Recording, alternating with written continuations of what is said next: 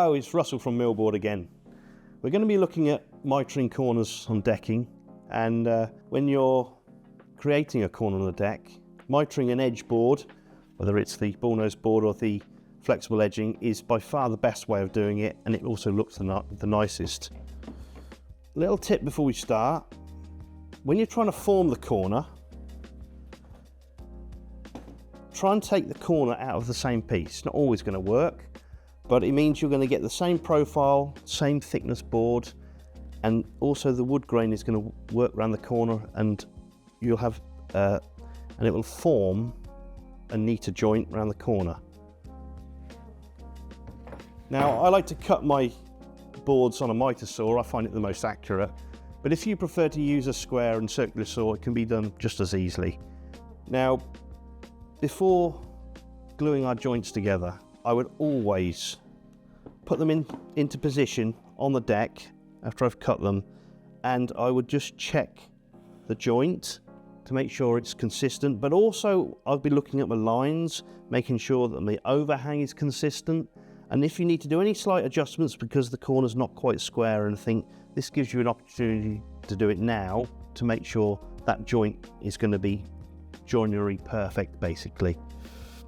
Now, we would always recommend that you glue miters together, and we're going to be using two glues. We're going to use super glue, and we're going to be using a polyurethane wood glue.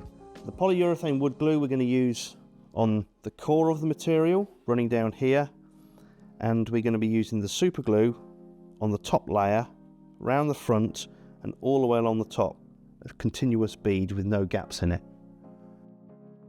So let's go ahead and bond this joint together then. So we're going to put the PU wood glue on first.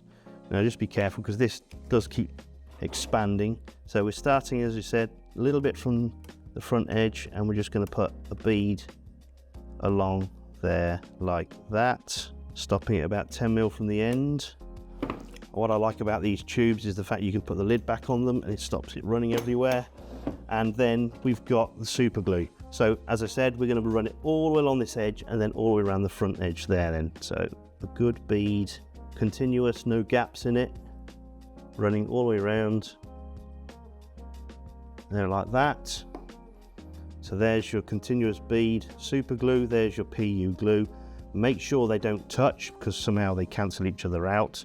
So now we're going to join these two together. So front edge first, top edge, make sure those touch first. Hold it there for a few seconds. You can see how this is lifted up away from the joint, so I can just make sure that the super glue is working to start with. Your joint should straight away bond, and you should be able to take some weight on the joint straight away. It goes very, very quickly. Don't use an activator with the super glue because it tends to leave a white film on the surface and it can be very hard to remove it. So once you're happy with the finish of the joint, you need to fix the boards in place, get one side straight first, and then measure just at the end here. Don't worry about this side to start with. You're just concentrating on getting this board straight and the joint in the right place. Your overhang's correct, your lines are straight, your joint's good, and then you're going to screw it down. So you can use the Durafix decking screws, and remember to spray them with silicone spray. It always helps them to hide better. And you're going to put two screws in there, two screws in there, and one there and there. So you basically have 3 screws on each side of your joint.